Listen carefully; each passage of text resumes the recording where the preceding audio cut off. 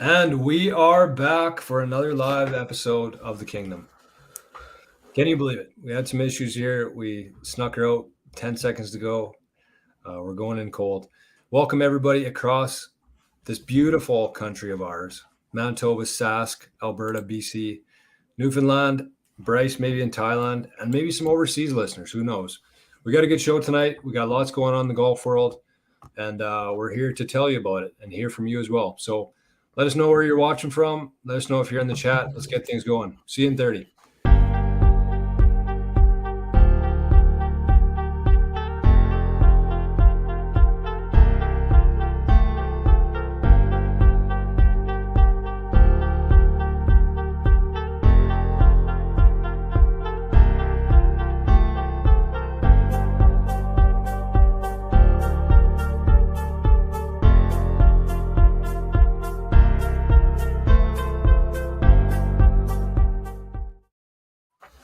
What is up, ladies and gentlemen? Welcome back to the Kingdom. As usual, my name is Drums, and I'm joined by the brothers behind King Golf, Regan and Jordan Headley.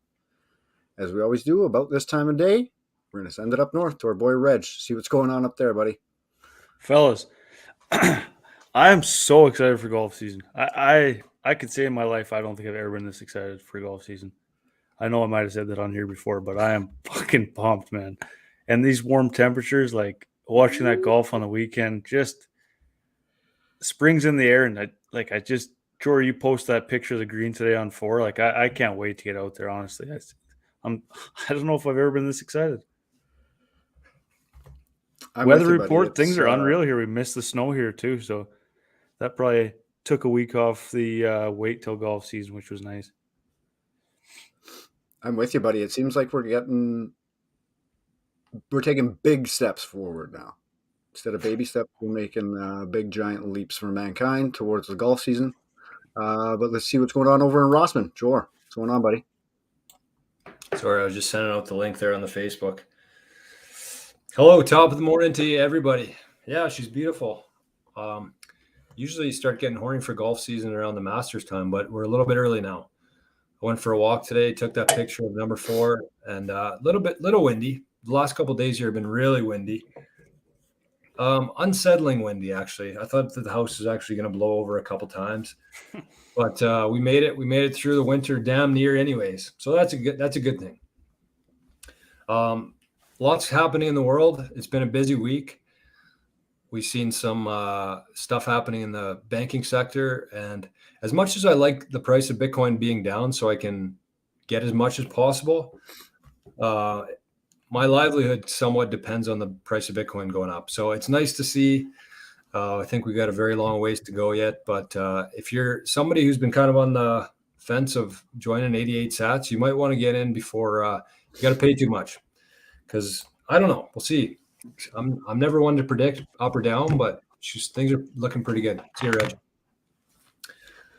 And what else we got happening? I was going to tell Reggie that I ran out of Tabasco sauce once again, so he's gonna have a hard time believing that. But I got my lovely day for a Guinness shirt on.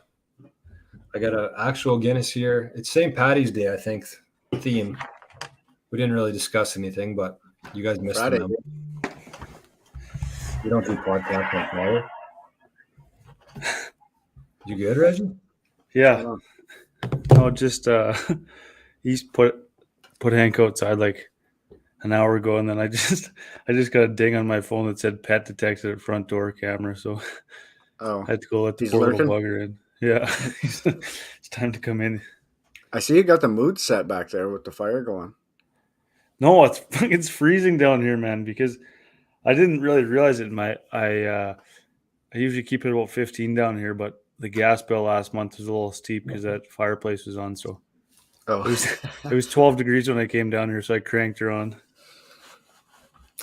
Yeah, living ain't cheap nowadays. But no, we got a good show tonight. If you got a beer, pour one. If you got 2, we'll probably get through a couple tonight. We got a big show tonight. We got the players recap, arguably the 4th or 3rd even major of the season to discuss. We got the Netflix special. We're going to break down a little bit and some other stuff. I think we got a little bit of music chat even at the start of tonight. I'm interested to see how you guys have evolved since last week on the Morgan Wallen CD. So, Drums, tell us what's going on in Brandon, then we'll hop into the MW train. Not much here, boys. Like Reg said, it's getting closer. You can feel it. The weather's somewhat turning. It's supposed to get a little bit colder here. Hopefully we don't get too much more snow, but I think we can see it, right? We just got to get through a couple weeks here, and then we'll get into April. Masters is right around the corner. I think we got less than 3 weeks pretty well till Masters, which is unreal. But not much over here. Just had gymnastics before this. It was 3 kids in the class today, so it was just a free for all. So just run around for an hour. But somebody didn't nap this afternoon, so he was just a miserable prick the whole time. So we had to call it a little quick today. It's weird that you're talking in third person like that. Yeah, very true. Could you imagine if we still got to have naps in the middle of the afternoon? Man, I'd kill for one. A little siesta at 1 o'clock? Would you? I don't know if I would. I wouldn't sleep, I don't think. 100% I would. What about this? Did you guys hear that the U.S. is introducing a bill to turn the work week into 4 days? Filming Fridays or Mondays? Or I just think 4? I don't know. I don't know which one you gas. Huh. Super on board with that. And then we're heading into Winnipeg this weekend, so we'll see our boy Rob, see what kind of shenanigans we can get up to for St. Patrick's Day. Nice. Any plans? I think we're just going out to dinner, and then we might hit up the Playroom. It's got like virtual reality and games and shit like that. I've heard about it. And then Saturday night we're going to Rumors for a little comedy show. Is that good? Rumors, phenomenal time. Drums, you're a big stand-up comedy guy, though, eh? Yeah. And we I got watched 2 comedies lately. Did you? Like stand-ups or Chris movies? Rock. Yeah, it was all right, eh? And then I watched Bill Burr at the Red Rock. Oh yeah, Bill Burr is one of my tops. He's unreal. Yeah, he's hilarious, man. Just his mannerisms, just the way he. Oh shit, he's funny, man. I like when comedians laugh at their own shit too. Yeah, he's just a ranting lunatic. Yeah, he is. What did you think of the Chris Rock, Will Smith stuff? I didn't get to that, honestly. And I'm kind of glad I didn't, because I saw the clips online, and I don't know. It's almost too much for me. Well, and it's so long ago that it doesn't seem relevant anymore. It should have happened right after if it was going to happen. Right. It's a full year past. Like, I understand everybody wanted to hear him do it in a stand-up, but I think it almost takes away from that. It was a decent joke. I just think it would have been a lot funnier 2 months or 3 months after the fact. Yeah. My favorite thing of that Chris Rock and Will Smith scenario was when Tom Green made the TikTok. What was that? I don't remember that one. Yeah, he was just like, Will Smith punched Chris Rock in the face, but it has zero impact on your life. So just keep living. Don't worry about what other people are doing or what they said. Yeah. It's the truth. Like, people get so fucking wrapped up with this bullshit and people doing this, and like it literally has zero impact on your life. So just like move on. I forgot the worst that I saw was there was like articles after the Chris Rock special. Will Smith is very hurt by Chris Rock's joke. Like, shut the fuck up. You know, the thing that makes me laugh the hardest about those stand-up comedians, not the laugh the hardest, but like, it just blows my mind the shit those guys can say. That if I went on Twitter Live or if I said it on the podcast tonight, I might even lose my job to shit that those guys say. No, you wouldn't. Not anymore, though. 20 years ago, maybe, or even 10 years ago. What do you mean? Like, I feel like comedy died in like 2009. It's super bad. They still say some wild shit. Well, yeah, like it's starting to come back now. Like there's guys that like there was always guys that didn't give a fuck. Bill Burr was definitely one of them that just did it. Chappelle, Rogan, those type of guys. Yeah, true. But there's also the people that like pander to the crowds too to get famous, right? Yeah, and that's just. And they probably have a lot more ammunition now too after the last couple of years of the clown world. Everything. Anyways, on a different subject, not to get away from that. But one piece of housekeeping for me, pretty exciting times around golf right now. Ches is going to shit all over me because Stamps are in first. But the Kings went from about 5% chance of making playoffs to clinching yesterday with a game to go. So that's sick, actually. Excited for some playoff hockey on here. They actually swept Portage on the weekend, who is ranked, I found out later, 5th in the country right now. And the Kings beat them Friday in Portage, and then had four APs on Saturday here. Lots of guys were banged up. And I don't know if you guys have heard, but there's 2 kids right from Ukraine playing on the Kings. Okay. One's an AP and one's a goalie. So the 16-year-old actually played for the Rangers this year, and then they were banged up the other day, so they called him up. And huge set of balls on Doug, puts the Ukrainian up in the first shot in the shootout, and he goes in and scores. It was pretty sick. The rink was packed, and it was just like bananas. It's what you want. It's what you wanted before you head into playoffs, and it was unreal. So looking forward to that around here. And the way it's shaping up right now, the Kings might play the Stamps first round, so me and Chezzy might have to go double or nothing on that bet there. Oh. And I'll be going up there, so maybe I could actually even meet Chezzy at the game there. There you go. Chezman. Sorry to talk hockey on here, but no, that's okay. I don't mind a couple local news stories. Gotta love the Kings, and good for Uncle Doug. Good to see. Mm-hmm. Yep. What was I going to tell you guys? Oh, pizza tonight. I had some Spence Bros pizza. I had double pepperoni, but I also had half a pound of bacon in the freezer, which I cooked up and put it on top of it. Did you rip it up or doggy? Hey? You turn it into bacon bits or no? It tasted really good, but no, I didn't turn it into bacon bits. I just laid the strips on top of it. Wow. It was phenomenal. That's serial killer shit. Like, you didn't cut them up at all? The bacon? Well, it was already cut in half. Oh. Well, yeah. That's serial killer shit. Speaking of serial killer shit, Reggie, did you hear that I ran out of Tabasco again tonight? That is serial killer shit. Another bottle down. I should start a collection like we used to have at the digs across the top of that. Just of Tabascos, man. That's sick. I don't know anybody in the world that actually does that. You should have seen this hot sauce I got in Regina on the weekend. It's like 5 out of 5 stars. The bomb? It's like pineapple something, but it's really good. Pardon me? Where'd you go? It was just at like a local food marketplace or something. What's it called? Do they have one of those stores there? They actually have that hot sauce store in the outlet mall in Winnipeg. Oh, no, these are actually made in Regina. Like they're called sick. Pueblo or something. Really good. Also on the comedy note, before we get into the golf stuff here, or the Morgan Wallen, sorry. But we've been watching Trailer Park Boys. We started from the early seasons again. That's such a good show, man. Honestly, I forgot how funny it was. I might just rewatch it right after we finish again. I just love it so much. Yeah, Easton's watched a lot too. I remember coming across it like when it was on TV as a kid and just thinking like this is like because it was so low budget, it looked like we made it in the backyard. Mm-hmm. And then as you got older, it just became fucking phenomenal. Oh my god, so good. All the series kind of start like that. Like The Office is the same. Like the first season of The Office is really bad. Until they get some more funds. But but Trailer Park Boys, you can see way more of a progression compared to other shows. Like you could tell where they started making money because they got different like angles and different shots and better cameras. So good. Did I ever tell you we saw Leahy in the airport in Toronto? Yeah. Was he pissed? Were you with Rob? Yeah, me and Rob. And he was, I don't know, maybe like 50 yards away, like at the check-in, whatever, customs.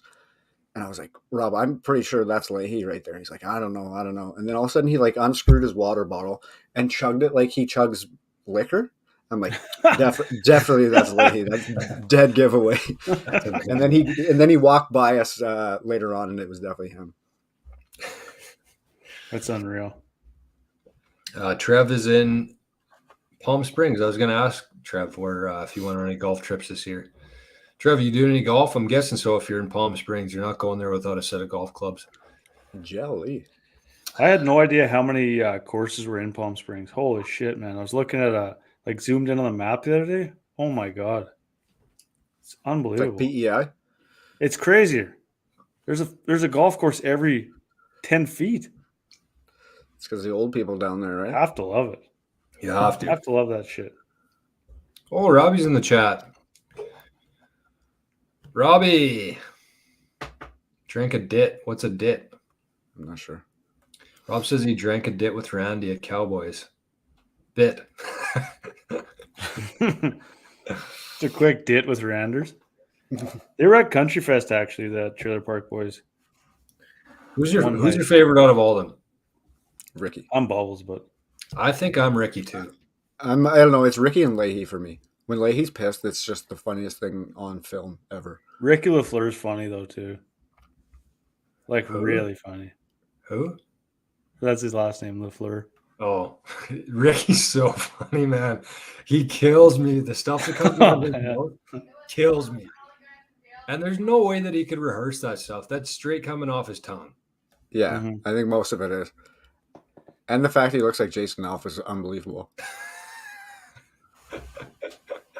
Easton's Al- yelling something from upstairs, so she must be watching the podcast, yelling something about Trailer Park Boys, I'm thinking. Alfie, I'm surprised has never dressed up for Halloween. Yeah, he looks like him, Oh, actually. has he? I don't think I don't so. know. I guess Should it's probably be. not a great look.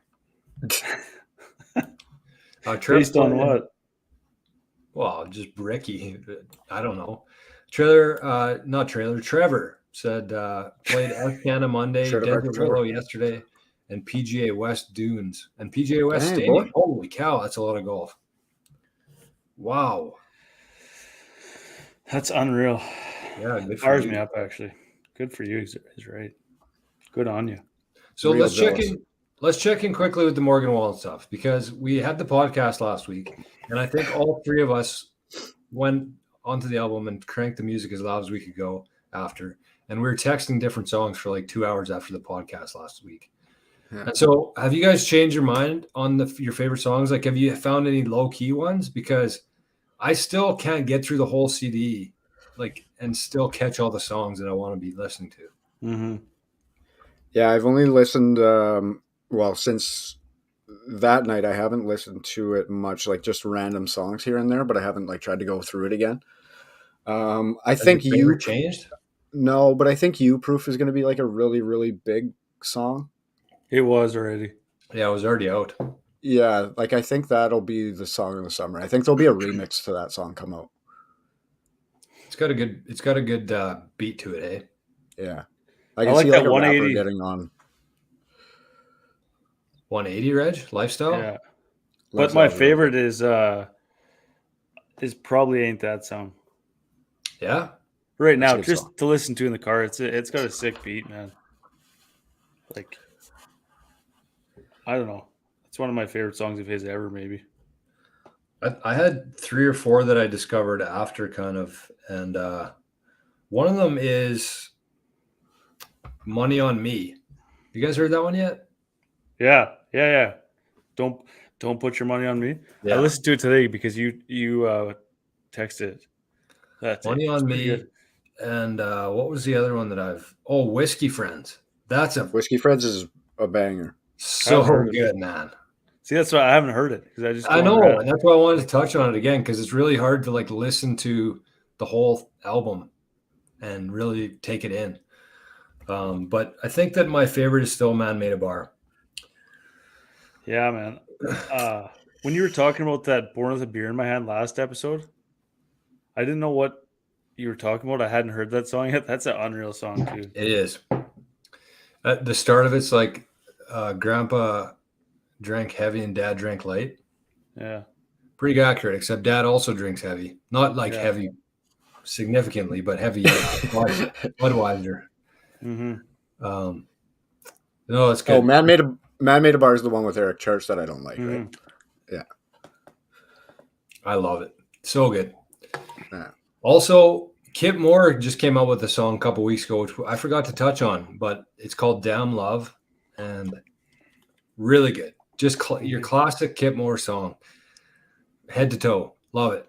But What was that other guy I liked? Body like a back road. Whatever happened to Oh, that guy? Sam Hunt. Yeah. I don't know. He kind of fell off. He was really good though. Mm-hmm. Yeah. I think he's still relevant, honestly. On the beer topic, Sorry, I want to say one more thing about. I want to make my prediction for the song of the summer. I heard it last night. I've heard it a couple times, and I didn't really love it off the start, but I've listened to it like 20 times since. And that is "Strawberry Wine and a Cheap Six Pack," I think, by Travis Denning. I'm predicting it as the song of the summer. It kind of ties in. Well, "Strawberry Wine," obviously. Is it Deanna Carter? "Strawberry Wine." yeah. Has some of the lyrics from that, but it also ties in some other 90s country songs, and just a really good upbeat, and got lots of bangs in it. Have to love it. I'll have Yeah. to listen to it. Yeah. He's good. What else does he sing? Travis Denning. Why do I know that name? Travis Denning might be the most. I was trying to think of like a PGA player that I could compare it to, like someone who's always in the mix, but nobody ever really talks about. Travis Denning is that guy. He just kind of looks kind of boring and doesn't do a whole lot of dumb shit. He sings Abby and I was just gonna say Abby, right? Yeah, Abby, it's a good tune. David Ashley Parker from Powder Springs, and he's got a bunch of good songs. You could probably listen to his top 10 songs and you know all of them. You just wouldn't know that he sang them. Right. Yeah, there's a few guys like that. Yeah. What was we talking about? Beer, Reggie? Talking about beer, that's probably the end of my episode. I'm about to crack into one here. It's an Imperial Stout for my boys at Obsolete. What is it, label 12% again? Yeah, it's an Imperial Stout, has coffee and a hint of maple syrup in it, and it's 12%. I had a sip of it Saturday of the Bonspiel. Unbelievable. You would never know it's 12%. It's so good. Could you get me one of those by chance by the weekend? We'll be able to figure something out. Okay. Say goodnight to Reggie. Good night, Reggie. Just a tall boy of 12%. Is it somewhat like Guinness? Or no? Well, Yeah, It's better. Like, so much better. It tastes like coffee, man. It tastes like a ice cap, but it's 12%. Guinness now. Okay, speaking of St. Patrick's Day, this is the last thing we'll do, and then we'll get to the golf. But who would you say is the greatest Patrick of all time? In your mind, not has to has accomplished the most stuff in their lifetime or won the most awards, but in your lifetime, who's the greatest Patrick? Oh, not like in the world, like in our life? No, like in the world. Waugh. I was gonna say Patrick Waugh too. Wow. Reggie? Yeah. Is that who you think of? I'll go Wojciech, but I'm gonna say Lionel for mine. I actually thought Ewing, but Patrick Ewing. Yeah, actually, I don't know why Ewing came up first for me in my Really? mind when you said Patrick. Like, just clicked, but then I was like, "There's got to be a hockey guy," and then found it. Patrick Lionel. Patrick Kane doesn't do it for you guys. He's like unbelievable. Fuck, he's sick in New York too. Oh my god. Did you see that weird shit they were doing last night? Yeah, I wanted to talk about that actually. Disney? Yeah. Did you like it? I thought it was like, it's cool, kids. but yeah, like it's not my thing. No, but you wouldn't watch it. But if your kids, if No, you had to watch like a kids show and hockey, like it was perfect for that. At the right. So, same time. like, does it stream separately on Disney? Yeah. Sick. You're gonna have to talk about what it is. So what it is Disney, the NBA did this with football did this with Nickelodeon, where they would have like Nickelodeon characters essentially playing the game live for kids to watch on Nickelodeon. Now they're doing that with Disney. I guess it's streaming on Disney Plus for hockey games. So do you remember like I can't even remember what year it was, but maybe it was like NHL 2012 where we had like 3-on-3 version of it, where it was like you could get like big heads and shit like that. Yeah, it was almost like it was actually originally like NHL 04 hits. Right. Yeah. So Remember that's that? essentially what like the kids are watching, like video characters playing the game almost live. Like it's a couple seconds delayed, but it's to like they're help watching grow the game. Kids game, I guess. Yeah, but like with the characters or the video Wow. game version of it. It's so sweet, man. Just Like something it's a little actually different. incredible It's kind of how cool. they could do it. Like it's pretty much the same time, and they have their own announcers, and they have like these cartoon characters in net, like Uncle Bill and Yeah. like something else, and like, but the players actually have like 88 and Kane on the back of his jersey, and it's pretty like simultaneous and it's incredible very how cool. quick they are. Like it's a wild world we live in, honestly. Yeah. It's getting wilder. Bam. Reggie, where's AC at? AC is in South Africa, correct? I think so. He You tees said off you at had the 6 update. a.m. tomorrow for anybody who's interested. Up early. St. Francis Links at the SDC Championship, and he said the course is right along the water and it's windy as hell. So he said, looking forward to a wild tournament, calling for lots of wind. On the Eastern Cape in South Africa, he tees off tomorrow afternoon, I guess, there at 1 p.m., which is 6 a.m. our time, and Friday at 8:10 local time, 1 a.m. here. So might just have, I guess that'd be Thursday night. Might have to just stay up a little late after rec hockey. Probably not, but That'd be an all-nighter. yeah. Hopefully he's in the hunt. Hopefully, obviously it's going to take a little bit of time to shake the rust off. Probably hadn't been practicing that much with a newborn at home. Lots on the go at home, I'm sure. But yeah, it's exciting. I like how he started to kind of promote himself for us back at home as well. He's going to try for sure. Kind of building a brand for himself. Why not, right? Like, other than time, I'm guessing probably Chelsea's doing it. Maybe not, though. I don't know. She might have her hands full. Yeah, true.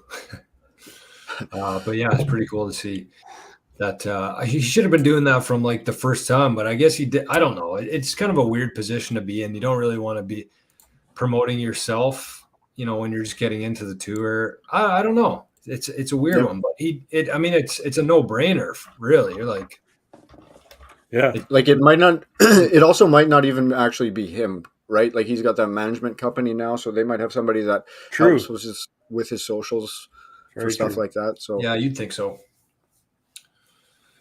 What the hell was I going to say? With regards to him or with what? Yeah, with him. Losing my mind here, boys. Okay, well, I guess move on. Maybe it'll come to me. Do you want to touch on the players now, or do we want to talk about Harold Varner drums? Did you just see something cool about him or what? Yeah, just quick on him. He kind of gets overlooked when you talk about all the guys that have gone to live. He was pretty upfront with his reasoning for going. He said, I have an opportunity to change my family's lineage, their lives for centuries, basically. He made no bones about it. He kind of consulted with people, some famous people that were like, absolutely, you go ahead and do this. But he does a lot of promoting of the social charities and stuff that he does a lot of. And then, of course, the Twitter trolls come after him. And he just kind of handles it with grace, where he's like, I don't think the kids that are getting the money are going to care, bud. Thanks, have a good day. And like just offs them that way, like kind of with kindness, but fuck you at the same time. I got a lot of time for HV3.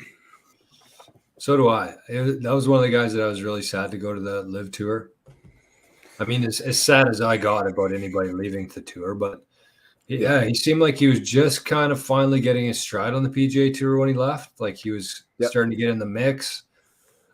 He was getting some presence on social media, and he just seemed like a really easy guy to cheer for. I agree. I think he was a big loss for the PGA, honestly. And super talented, too. Only because we've talked about it on here before, and we don't need to beat a dead horse, but I mean, most of the guys who left kind of –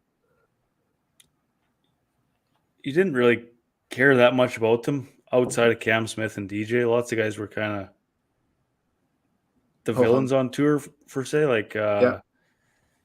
like Bryson Pat Perez and who else? Brooks. Yeah. Patrick Reed. Yeah. So, but he was like you said, Jory. He was a really easy guy to cheer for, and I think he was just kind of coming into his own on the PGA. Unfortunately, same as Cam Smith. Obviously, Cam Smith was building up for a while, but he was really at his peak when he left, which was unfortunate. But yeah, HV3, like you said about what were we just talking about? Travis Denning. That was kind of the HV3 of the PGA. Yeah, True. true. I would say because he was sick. It seemed like all the guys really liked him, and it was probably a big loss for the PGA at the time. And HV Yeah, tree. nothing like major on it. I just came across a couple of his clapbacks at people, and I was like, I like yeah, those too. this guy's good. Somebody said that it was really bad for the black community that he left or something, Right, and then he and just he fired back at them too. politely I told like him to that. scram.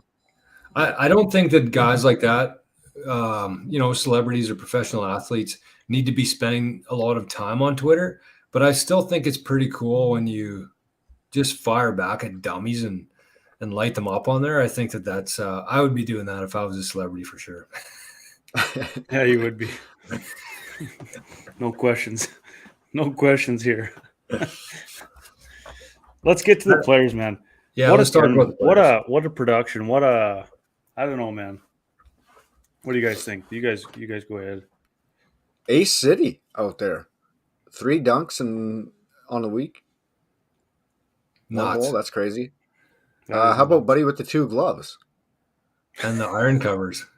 Yeah, I've never seen anybody with iron covers, and one other person with 2 gloves. Who was it again? Rye? Rye. Oh yeah, Aaron Rye. Rye. Did you hear a story on why he has iron covers though? Yeah, No. I actually like that. Yeah, you can't really fault the guy too much. He just basically said that he grew up in a really poor family, and his mom and dad, I forget what it was, but his mom and dad worked their asses off so that he could afford clubs. And so those were his prized possessions, and he never wanted anything to happen to them because of how much they cost and how much his parents worked for them. And so he just wanted to protect them. But I mean, it's a cool story, but gas them still. Yeah. We got the story. We got the point. Get rid of the iron. I think your parents will understand now. Story's good. Gas him. Did you guys see? It was like the same time that video on the internet about that guy that had iron covers, and his buddy just walks him off the golf course and walks him into prison, walks him into the cell, just leaves him there. Like Okay, did you see some guy in the crowd had his bag with him and was walking around with like his clubs and shit? That had to be like a fantasy loss or something. You think so? Well, I wasn't even sure if it was like legit when I saw that. Is it allowed? I wouldn't think it would be. No way. Can't You can't be, even right? bring a fucking bottle of water into a golf tournament. Yeah. That's what I was kind of confused about, honestly. But I was like, well, it could happen, I suppose. Like, he must have known somebody inside the ropes. Yeah. Back to Rahai there. Those guys are built so differently. The guy birdies 16, gets an ace on 17, hole in one, finishes 18 with a birdie. Birdie, ace, birdie to close out your round. When I got an ace in Clear Lake, this is just me. Like I'm not built like that. But that was also my first hole in one. I don't know if this was his first one or not. But I took a 7 on the next hole, and I shanked my ball that I got a hole in one with into the trees the next hole. I couldn't hold the club. And there's 4 people there with us, or 5 people, never mind a whole stadium hole. I think that 7, not to. That was the best you could have got on that hole. Well, for sure. I chunked my. That was the absolute best case scenario on that hole.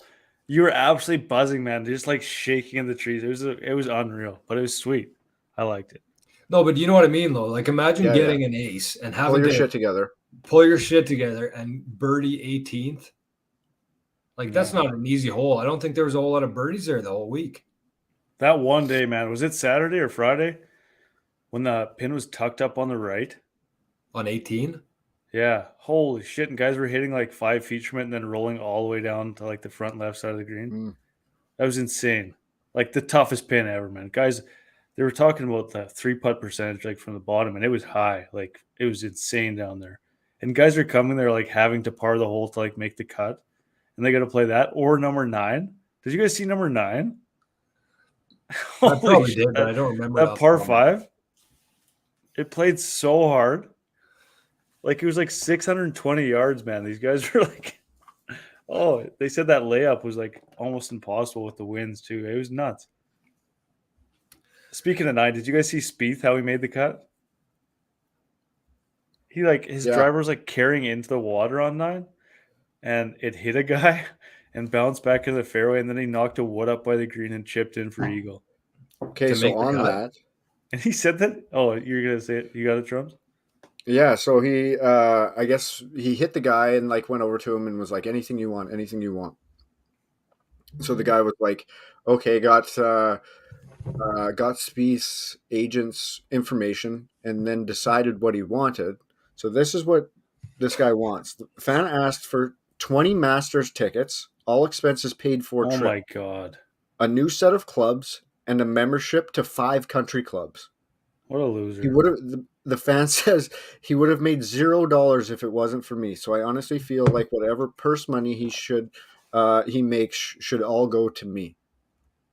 What a loser Wow. move! What a fucking loser! Ask her to play a round of golf with him or something like. Holy shit! Like Or usually they get even like a glove. driver or something. Oh, Like what a piece of shit loser! Like Yeah, why is he there's no doing way, that? There's no way douchebag. Absolute douchebag. There's no way he has 10 friends to go to the Masters with. Is Spieth gonna do it? That's all I saw was just that report. Spieth probably told him to go kick rocks. What would you guys ask for? Like, legitimately. If that's the case, man, I'm gonna start going to PJ events and just like chest Well, bumping that's a- golf balls up back That's a out of the once in a fairway. lifetime thing, though, I think, to happen. Just running into the fairway trying to get It's hit gonna- by a ball. It's gonna no, it's gonna the ball's gonna be like going for trouble, and I'm just gonna come in and just fucking chest bump it back down the fairway. What would Give me you 20 ask for, tickets though? to the Masters. I would legitimately ask for like a picture and some autographed gear. Like he wouldn't give me like the autograph then. Like I want you to send me shit, like new shit. Reggie? I would ask for like a new set of clubs. What do you? I don't even know if Is I'd it- go that far. It I did don't know make if him I a would lot of either. money, and a new set of clubs. Like it's not like Spieth's paying for these clubs. Like So what? You Because did nothing. You got hit by a ball. You didn't do Yeah. anything. made him a lot You're of money. fucking though. standing there like an idiot. Get 20 fucking Masters invites. Get real, guy. I think I would honestly ask for like a rare Scotty Cameron if he could get access to that, and then a picture of him and Tiger autographed. Yeah, I like that. I would definitely mix Tiger into it somehow, or maybe I'd go for a round with those two, and I would say I want Tiger, I want you, and anybody but JT. That's not happening. Like he's not. Like Tiger's gonna hang up the phone if Spieth calls him. Yeah, we gotta go golf with some guy I fucking bingoed. Hey, Tig, were you watching the players when I hit that guy? Yeah, that guy wants to golf with us, so I told him anything for him. So he'll I play, would right, also guys? settle. I know how Tiger would react. He'll tell you, "Yeah, I'll meet you at the airport." Yeah, 9th green and 9 trick. Yeah, we're going on a little holiday. I think I would honestly ask for. Man, we have to talk about that too because that was Yeah, such we brought it up. such That's a so funny. bold move. So But if Tiger was unavailable, I would go Spieth, Ricky, and Smiley Kaufman for. Smiley's a good commentator, man. Yeah, he did unreal really commentator. good. Like he's the new guy. I think he's found his calling for the next 20 years. Well, he And he's didn't have been there, much, too. Career, that's for sure. But he's been there. Like he was an up and comer with those guys, so he's been inside the ropes a lot and knows all the courses. Because he was, I mean, he had a couple of years of stardom. Like he was playing really good golf. Like I Mhm. didn't. All of a sudden, he was just commentating. Like I didn't really hear much of a build up to it, or like he retired or anything like that. I don't know. Yeah, he Like, was got he injured? really shitty at golf. Is that what He it was was? Like he swinging just hit the ditch. Yeah, and then like he would like be like a sponsor exemption and come in and just whack it around like Oh, mid 80s. Like, That'd still be a Oh, fun shit. life, though. yeah, No, maybe not. Would it? I don't know. Okay, let's talk about Tired because that was phenomenal. We mentioned it last week on the podcast. It was just kind of rumors, though, at that point, I think. yeah. We kind of had the first thing, and then it was kind of live breaking as we were leaving that that the story came out of him booking a vacation, and then her coming home, and him kicking her out. Like it's just kind of hilarious in my mind. I mean, It we've is. been watching her on the sidelines for years now, and I think if there was one way to go, that's how I would have imagined it going when their breakup. Exactly like that. We called her a stage 5 clinger on Instagram. That might have been a little bit of bold. It was probably aggressive. That was aggressive. Sometimes you need both signatures on checks. I would like both go aheads on the account there. But no real heat from it unless somebody's got it in their screenshots and gonna bring it up at a later date. Were they going to reference like 2014? What movie was it even? Swim Fan. No, Swim Fan. no, what was Swim it? Fan. No, Swim Fan's a different one. What Stage 5 clinger? from? Eh? Come on, you're gonna find it yourself. I'm not giving it to you. Stage 5 clinger. Sounds like something from like American Pie or Lock it up. Lock it up. You lock it up. You lock it up. Get up, get You out, lock get it up, get out. Nope, different. No, different one. What is it? Wedding Crashers. Oh yeah. What's Get Up, Get Out? That's an iconic Steal- movie scene. Stealing Stealing Harvard. Harvard. Yeah. Get up, get up, get up, get out. Don't touch my door. So, and then how funny was it? Because I was like, originally I thought conspiracy theorist hat on. How much did the Liv have into her filing this? And then it turns out that her lawyer is Greg Norman's lawyer. So there might be a little. Is it for maybe. sure? Well, it's the same lawyer, but it doesn't. Nothing says that he pushed her to do it. Like it's just a lawyer in Florida, basically. Yeah. Um, I like some of the comments on that. But yeah, now Tiger's counter suing her for all this stuff. So yeah, it's just a complete shit show. And then he's going to celebrate. He's going to celebrate the win by winning the Masters. The court win by winning the Masters. It'll be a while for. Okay, we got to go back to the players because yes, I watched a bunch of it. Cheers, Reggie. Cheers, drums. Happy St. Patrick's Day, everybody. It was. I don't know. It's the product is so good right now. Just phenomenal. Guys making runs everywhere.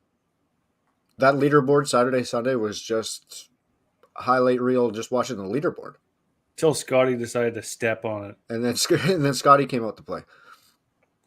How good is he? Holy God, it's crazy. He's so weird to watch. So like his feet and his swing and that's everything. so wild.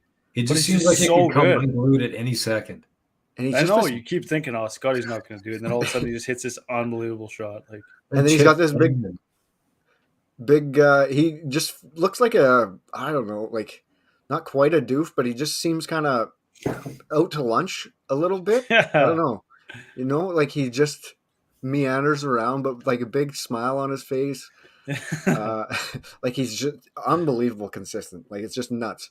This 2-3 year run that he's been on. It's just crazy how good he is, man. Like he is unbelievable. The shots that he hits are just like, where'd that come from? You're watching it, and you're like, hey, this is gonna be a shitty shot. And then all of a sudden it's just like a dart. Or like a long bomb putt. Like absolute bomb. The bomb on 18? Like what? Well, just you for expect fun. Nothing less. So I mean, we watched a Netflix series on him. He seems like a good shit. He's obviously top of the world in golf right now. But do you guys find it hard to cheer for him? Yeah. I always find myself cheering against him, cheering for somebody So do else. I, and I don't know why. Yeah, I think just because I like other people more. Like he's probably like 5th on the totem pole, right? It's not like you hate him, you don't like him. It's just he's lower than others trying to catch him, really. Yeah. Yeah, I think that he always has a big, like he always gives himself such a cushion But you're cheering. You almost want to see like a playoff, or you want to see Yeah. it get interesting, and he never lets it happen. So it's so tough. Yeah. I shouldn't say he never lets it happen because he has. I don't dislike him, but I found myself on the weekend. I'm like trying to jinx him or saying "fuck off, Scotty" or something like that, and I'm like, why am I saying this? Like I don't not like the guy, but you're probably it could also be that he wins every tournament. So yeah, true. Let's see somebody different. It was no different when Tiger was doing it. I wasn't cheering against Tiger. Right. Yeah, but he just doesn't have like that polarizing effect. He just like has a weird like finish and no personality, and he's just absolutely destroying golf courses like every tournament. It's just gross. He's never out of it. He's never out of the tournament. He's like Tiger used to be. How about Ty no hat on? Holy shit! What's that? Ty Hatton? Yeah, what a beauty. That guy's such a beauty. Beautician. Oh my god. He honestly is. He's probably one of my favorite players to watch right now. Because you never know what's going to happen. You never know what's going to come out of his mouth or what kind of shot he's going to hit. I would love to hear, like if he was mic'd up walking to that second shot on 18. Because I guarantee you he's like, I got to hit some fucking miracle shot out of the fucking pines. And then he just does. Hits an absolute all-time shot. And then the biggest... Yeah. And then that big shit-eating grin. Did you hear his interview after or no? Yeah. No, I didn't. They're like, look at you. You're smiling. Yeah, I was smiling back there, wasn't I? He says, wow. That was honestly my favorite interview I've watched in probably 5 years. Just going through his Buzzsaw back nine. Yeah. What did he shoot? 29? 29, yeah. Mm-hmm. Cool. It was cool to see, man. Like, and then Tommy Hoagie. Yeah. Course record. Have a day, bud. Did you guys see that post? You had to have. Yeah, when he's on the airplane. It's like in Tom Hogue fashion. He's just gonna fly coach back. He's like 1.3 mil. It's like seat C60 or 60 C's. Post a picture of it. It's just a beauty. He won the Manitoba Open, I think. What? Yeah.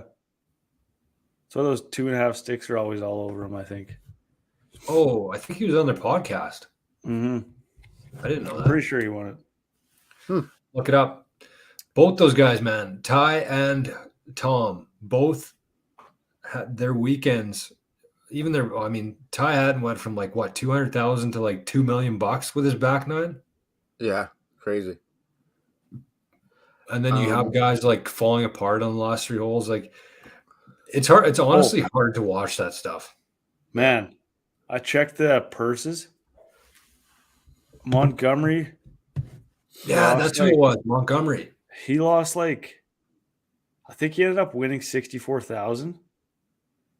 But like if he would have parred out the last 3 holes, he would have made like $1 million.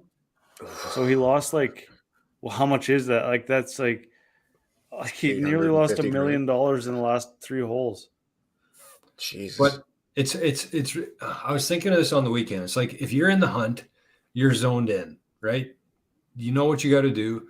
But if you're somebody like Montgomery, who's 3 holes left and you're kind of thinking about how much you could possibly make, you have to think that even if you try to stop that from coming into your brain, it crosses it. And then you hit one in the water, you take a double there, and it just kind of snowballs. And once you get into that snowball, you're done. We've all been there, man.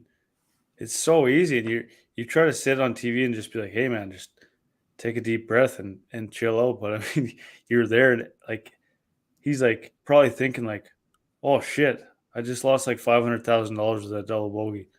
And then he's like, well, I got to get a birdie here. Try to get it back. Yeah. And then, $64,000. My God.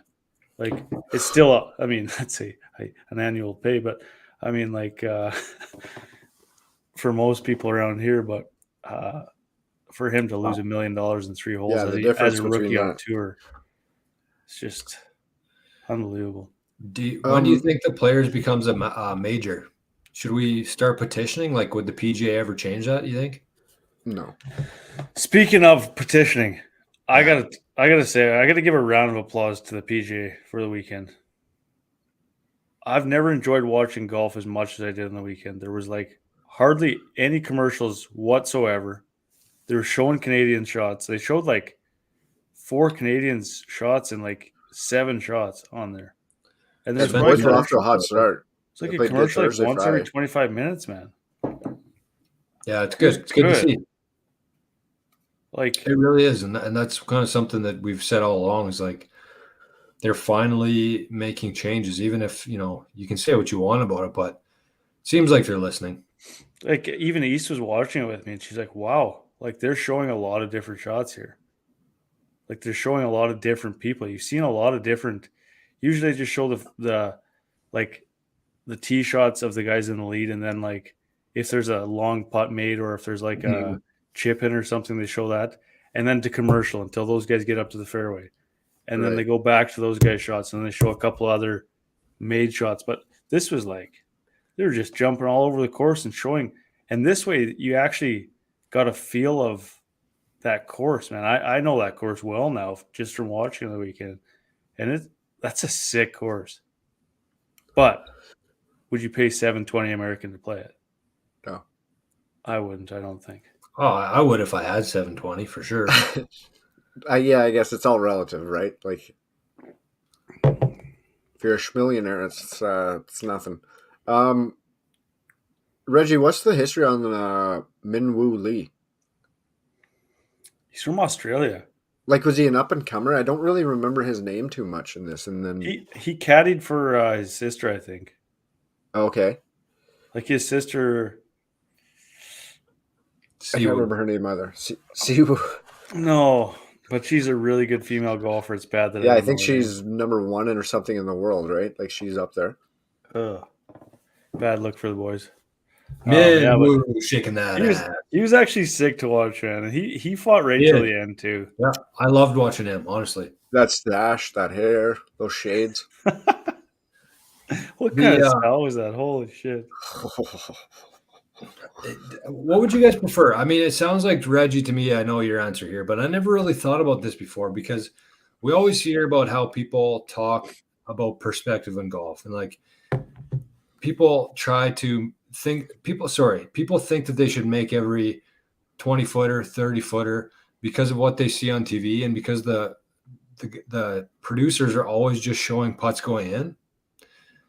But that doesn't give you a true reflection of golf or what's happening in the tournament. So, I mean, to piggyback off what Reggie said here, it's like I would much rather see who's in the hunt. And even if they hit like an average shot, I would still like to see what's going on in that hole. Tell me about the hole. Tell me about the course a little bit. And give me some caddy chat here. I don't care about some guy who's in 60th place sinking a putt. I don't care. I honestly thought that I did, but once we talk about this and what you said, Reggie, it's like this is way better. Do you know, like at the Masters, they have every hole has a name, and when they come to do that hole, they'll do like a feature on that hole. They should do that for more tournaments. Maybe not every single 100%. Hole, but like if there's 4 or 5 key holes on a course, definitely highlight those. You'll have to do it multiple times. Like you'll have to do it probably every day, right? Or maybe more than once during the broadcast. Mm-hmm. But like you said, I think when you get to know a hole, and then this group's coming up, and like how they should play it each time, because a lot of times, like you said, like you're so scrambled and you're with one group, and then all of a sudden you are watching the guy that's in 60th place because he just jugged one from off the green, right? And that just kind of disrupts it too. I know what you mean. Yeah, it was sick, man. So easy to follow on the weekend too. You knew what hole was coming up after that. And then you get a feel for it. And I've been watching. I've had a couple free trials on it. I don't know if I'll quite pay the $20 a month. I might actually for that TSN Plus, just for golf. Like, man, their coverage is like second to none. Honestly, it's sick. $20 is reasonable too. Yeah, it is. But they don't have any other sports on there. That's like you can't watch hockey on there because they don't have the rights to the NHL. But fucking blackouts. And baseball too, so it's tough that way. But it is really good for golf. Like you could follow like you guys know about it. Yeah, and as much as we shit on the PGA, we'll have to cheers them on this because it was definitely a well-produced tournament. It was. It really was. Even with Rumble pulling the shoot after day one. Yeah. Weird play, but our golf pool that we did, 10 out of 10 had Rom, so it was really just a non-factor. How about Dal getting second place in the golf pool? Oh, he called it. Old Dally boy. Yeah, good for Dally. He I think took Dally's shots. playing hockey tonight, isn't he? Yeah. Trying to get the sweep. Oh shit, we need that for fireballs on the weekend. Yeah, we do big time. Okay, so it sounds like the PGA has been listening to the fans. It sounds like it. The Live Tour, like it or not, Reggie, has done a lot for the PGA. But we'll see what happens here after the USGA, the hottest topic in golf today.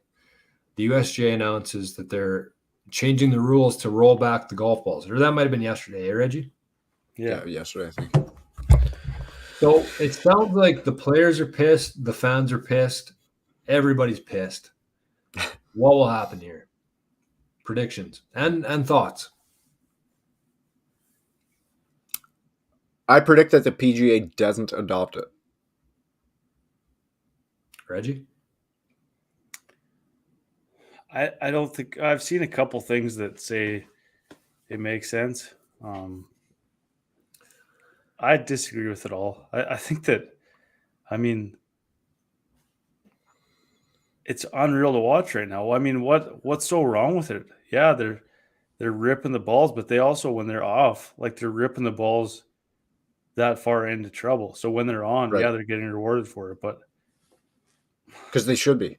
Yeah, like why are you doing that? Yeah, not like it's a bad time. It's a very bad time for bad time for sure. Just terrible timing. I don't understand what the logic is to try to implement it. I really have no grasp of it other than to preserve golf courses, but I don't know. You're not going to win it. You're not going to win it. I don't think you're going to win it. Like there's already huge pushback from all the companies. Everything is like, what the fuck are you talking about? It seemed like it came out of a complete left field too. Like everybody was blindsided by this. They've been talking about for a while though. Yeah, but I don't think it ever had like a lot of traction or enough to get to this point. Just absolutely wild timing right now. Like honestly, they could not pick a worse week, I don't think, to bring this out. Like why? Why do it? Why? Oh, it's just so stupid. All of it. What sense does it make? That's what I was trying to figure out too. Like, did they give a reason of why? I mean, obviously they're trying to. They can't make more land. They can't extend the courses enough to facilitate these. And I kind of get it from the perspective of like courses were built specifically for this time where they hit the balls this far. So I get that. And I mean, I always like playing devil's advocate here just because somebody has to. But my other thing is like, does it really matter? Like everything's relative. So if everybody scales back, the guys who hit it far are still going to be farther than the other guys. Is it maybe taking hazards out of play on certain courses? Probably hazards that were there, but like you said, you can't make land, but I mean, you can make hazards. Like move the bunkers. I mean, these guys are the biggest courses in the States. They have money. Like move the bunker that used to be in the landing zone for tee shots and move it to where the new ones are going. Move the hazards, move the trouble. I mean, you could do that within the course, I think. Yeah, like I don't know, like does it mean that each player is going to have 10% less distance, or is it the golf ball is only going to go 320 yards? No, so the guys that were like it has a max distance. No, it would be like 10% less for every shot. Okay. But I still don't get we need somebody in the chat to tell us. We need our Rob, Trev. They have them. They have them at Poplar Ridge already. What do you mean? Like limited flight golf balls. They're 15% less distance at Poplar Ridge driving range. Right, but 15. Okay. So 15% less for every shot. Yeah, I guess I just don't understand like how that technology works then. Yeah, I don't either. But like it having a max distance makes more sense to me than the golf ball itself controlling each person's. Yeah, I don't exactly know exactly how it works, but it's just they can control the golf ball, I guess. Like they can if they can do it at driving ranges, they definitely can do it on like the highest technology. Yeah. I don't know that the golf ball is a play though. I don't. I'll tell you who's not adopting it. LIV. That's the truth with a little bit of cheese on it, baby. Rob says he heard it 20 to 25 less on a drive. Yards, that is. I don't know. I mean, Stupid. in normal times, I might just say, like, whatever. I mean, it's one of those things, too. Like, it has zero impact on my life. So I can't concern myself too much about it. But it's like, why right now? It's just it's so stupid. They just had one of the best weekends of golf in a while at the Players. The best stretches of golf, really, for a while. Yeah. They have a competing tour in the Live that's like licking their chops waiting for the PGA to adopt this so they can pick off a couple more guys who aren't willing to deal with the stupid rules. It's to me, we tweeted about it today, but it's like the USGA, the government, all these big centralized entities think that they can play God almost and try to control what happens. No, just let it naturally evolve. Get out of the way. Like we can figure this out ourselves, I think. Just you don't need to step in. It's shitty too because the PGA's got such a good product right now. And every interview, like we've said, they've been talking about Live. They've been asking all the golfers about Live. And that finally kind of subsides. And the product's speaking for itself. And then they pull this bullshit. Like, I don't know, man. I'd say it's very slim chances that the PGA adopts it. Yeah, I do too. But what happens are, like, have they ever said buzz off to the USGA before? Probably not. I mean, it would affect the U.S. Open, I guess, if the PGA doesn't adopt it, but USGA does. So that would be the RNA too, I guess. So RNA, the Open. The Open, yeah. And you also have to think like it's not like the PGA was caught off guard by this. There would have been a bunch of conversations back and forth. And I don't think that the USGA would have went ahead with this if they didn't have some sort of blessing from the PGA. So I mean, what would they? I don't know. Yeah, I don't know. Doesn't seem like it, but I mean, see how it plays out, I guess. We've seen a bunch of things change lately because of how much backlash they get with the St. Andrews. I mean, might not be the same committee, but it's just the power of like social media and people bitching about it. So even if the PGA kind of half-ass committed to doing it, or at least trying to work with them, I just can't see them. Like nobody's happy about it at all. Liv's pumped. They want it to happen. And like, what if you're a guy that's like just at the 3, like your max is like 305, and like that's as hard as you can hit it. Now you're going back to 280. You're like, the fuck is this? It's gonna change everything, man. And even like Rob said, you got to think Augusta goes 2-2 since they have to keep pushing their tees back. But at the same time, are these players really going to go to one tournament and hit it 350 and then go to the next tournament and hit it 310? And they're all of a sudden going to have to adjust how far every club's going? Yeah, I don't know. It's crazy. I can't see it. In a way. What's that? In a way, the golf almost would be more entertaining if they couldn't hit it so far. But I don't think you need to start giving them disadvantages. And maybe that's part of it too. Like maybe we're just kind of caught up in all this stuff, and we don't really want to see the PGA do something like this, and then Live get the upper hand. Maybe that's just why everybody doesn't want this right now. Because at the end of the day, the first thing I said was like, it's all about it's all relative, right? Like it's not like some guys are going to be. And we can't even tell really watching from home how far it goes. Like it's going to be zero impact on us. And like, I mean, there is times when it is kind of Mickey Mouse when guys are hitting like for example, 15 of Augusta, they're hitting driver 7-iron into the green. Well, but also when Max Homa hits the pin on a par 4 with a driver, with the fucking missile. that's pretty impressive to watch. Pretty sick. Yeah, I don't know. It goes both ways for sure. I really don't know what the. And I honestly, I do feel like there are good and bad to it on both sides. Mm-hmm. There'll be like one day, like same with a lot of things. Like one day I'll get it and kind of be on board with it, and then the next day I'll be like, nah, fuck that. So, but I think the worst thing about it is the timing. Like, yeah, it leave just until makes the off zero season or sense timing something, wise. Yeah.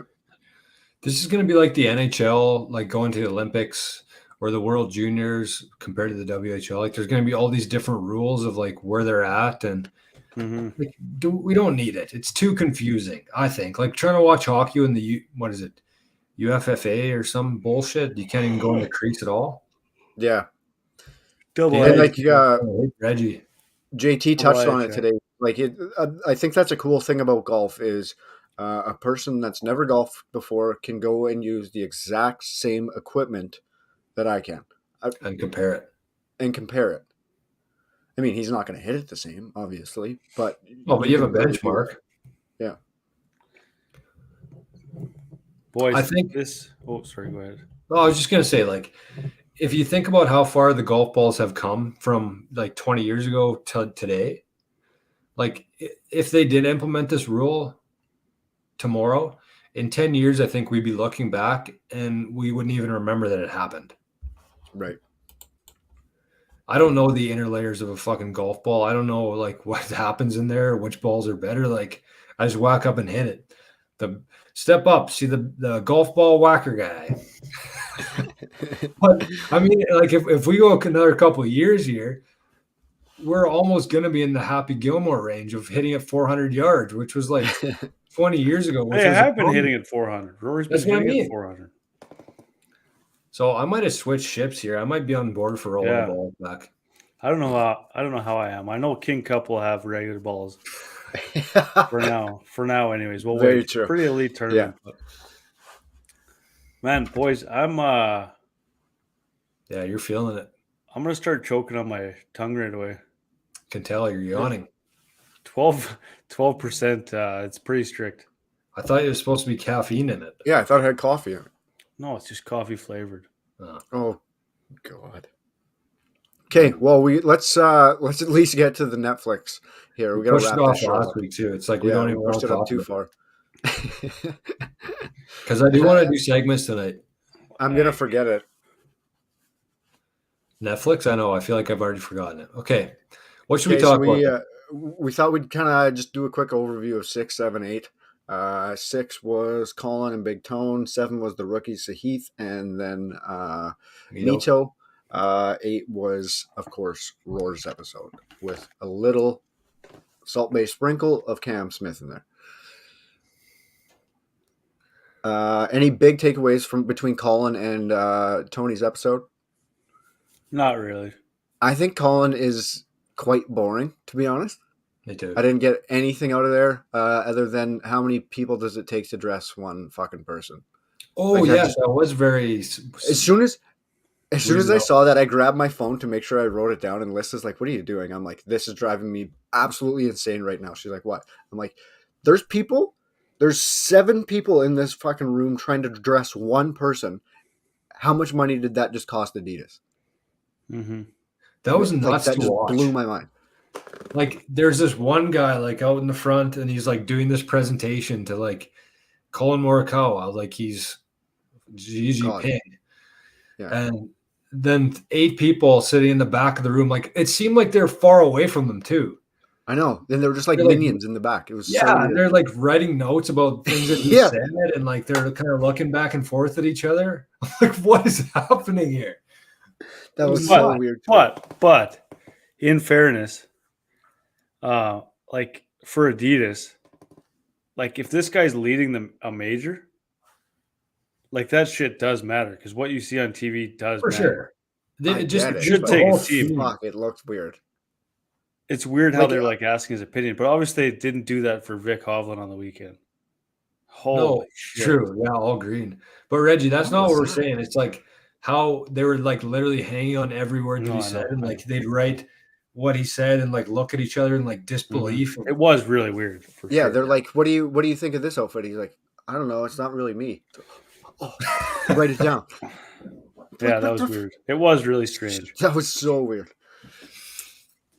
Yeah, I didn't really get anything from Colin. Like, didn't like him more, didn't like him less. I didn't really gather a whole bunch from him. Where Tone, I think it just kind of drove more into how much of a beauty this guy is. Yeah. Liz was like crying through half of it. She's like, "Okay, I'm leaving you for Tony Finau." I'm like, "Well, you got to Yeah. start saying his name right." I thought it was cool when he went back. When he went back back home, and the dents in the garage, that was cool. And his dad's like, "Yeah, we're in the neighborhood where people just thought it was gunshots going off, so nobody complained to us about He was hearing hitting balls. bangings I going must have on." missed that part. Yeah. Like he had the Yeah. setup in the garage. It was cool. It was probably a little overdone how much of a family guy he was. Yeah. I would say I would have liked to have seen, like, I like that they included that, but they could have included some other stuff as well. But I also think it was just kind of kept going on that. heavily overblown too. Like, Yeah, me too. they had to come up with a story, right? And it was Mhm. how his family's traveling with him, and can he handle it?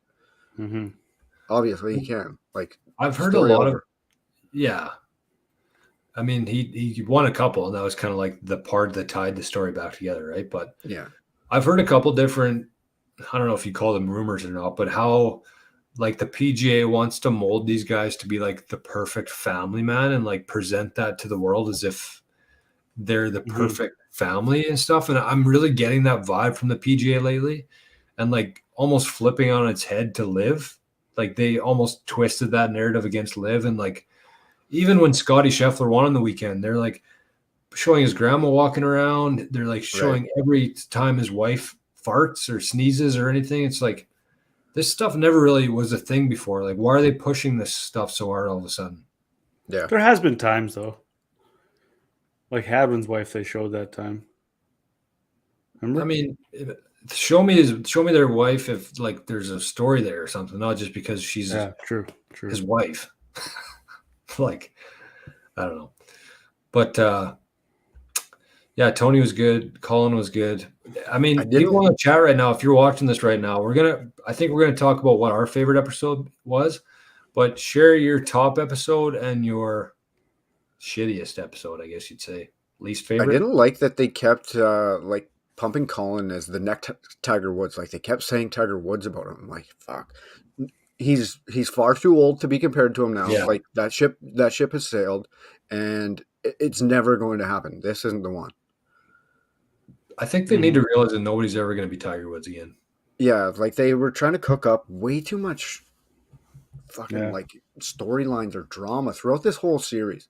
It hurts some of those guys too, for sure. No doubt. Yeah. Like, overall, it does hurt those players when they're being compared to Tiger. They feel like they have to have those expectations. Like, yeah, Spieth got. I'm not going to say. Well, he did get overhyped. They went way too crazy about him, and he got way too much. He came out fucking hot. I know, but it would have hurt when they started just blowing him up. Like, for sure. The only other thing I had as a note was Colin's glove. Are you that particular on your gloves? Missed that part. He had like a bit of foreskin between his thumb and the rest of his hand. Like, oh yeah, excess. The glove on, and like he was just like losing it and had to gas the glove there. He does seem like somebody who's been spoon-fed since he was 1 year old, and like everything's got to be particular for him. Yeah. And I think that's why they showed him against Tony too, which, right? You know, I'm like that. I don't think. Yeah, I don't know. We can get to it after. Like, I've got a lot of shit I didn't like about the whole series. Yeah. Episode 7, the rookies Sahith and Mito. What do you guys got on this one? Oh, this was one of my favorite episodes personally. Go ahead, Reggie. I cut you off. Oh, you go ahead. I love this episode. It was really cool. You kind of got a glimpse of what Mito was going through was it the PGA? Yeah. With Thomas in the first episode, and he seems like a really good shit. I think that and what was the other guy's name? Sahit? I don't know how to say it. I always say it wrong. Sahith or Sahith? I actually don't know the actual pronunciation, but that's what I say. And when he blew the Phoenix Open there, that was tough. That was really hard to watch for me.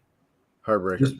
He didn't really blow it. It was just he fell out of contention. Right. No, he didn't. He got very unlucky there, actually, right? Yeah. On 17. Yeah. Yes. And so it was hard. I mean, I kind of got goosebumps even thinking about that afterwards. But that was kind of the only time in the whole series that I got emotional, just of how upset he was over that and how much it meant to him. So he was one of those guys that I liked a lot more. I never really knew too much about him before that, other than the time at Waste Management when that happened. But I'm a fan of his for sure. Yeah, I honestly, it's too bad that we waited a week to go over these because I kind of forget some of the stuff that I really wanted to talk about. Yeah. I know. It was sick to watch that shot, man. Like, fuck. Like, that shot that Mito hit on 18. Like, that was the swing that he took at it, man. Like, holy shit. He didn't even swing the golf club. That was one of the craziest things I've ever seen. That looks like a me mental breakdown. Like, but you have to just second day of blue chair. My body's not working, my mind's not working, and I can't swing a golf club. It just like fell out of his hand and hit the ball. It was so weird. So you have to.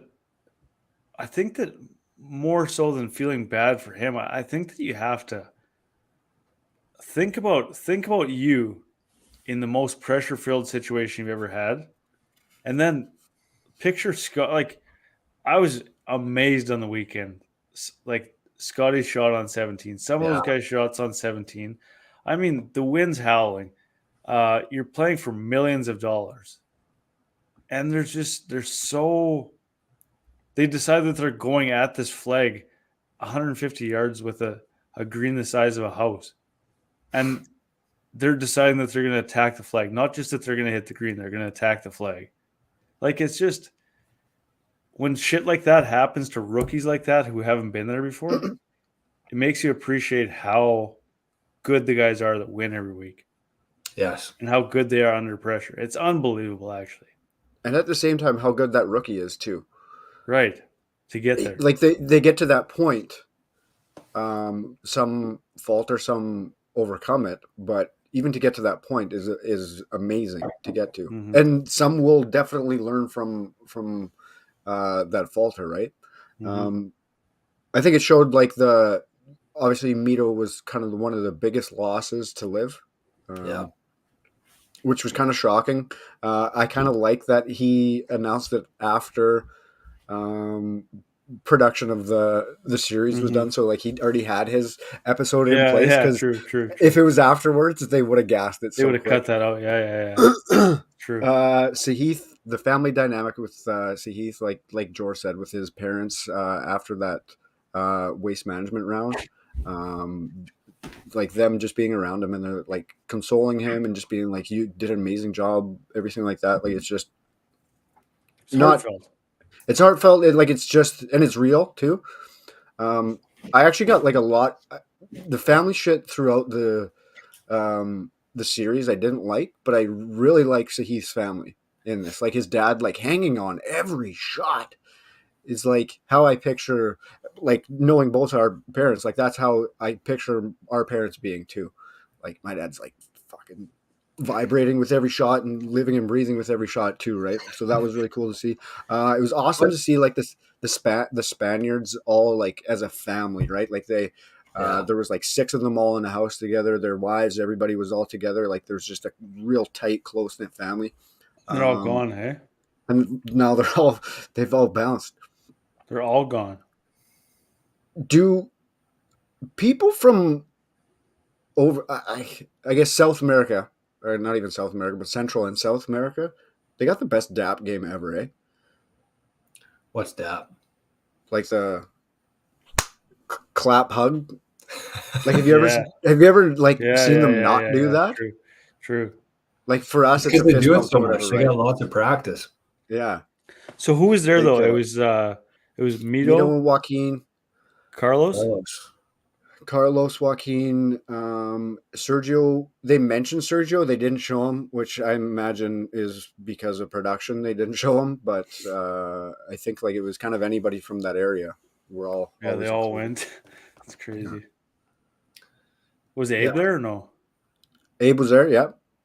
Because they were all there after the round at the PGA, and he was like, "I'm sorry, guys." They're like, "You don't have to apologize to us, man." Like, and it was cool to see. Like he was the man growing up, right?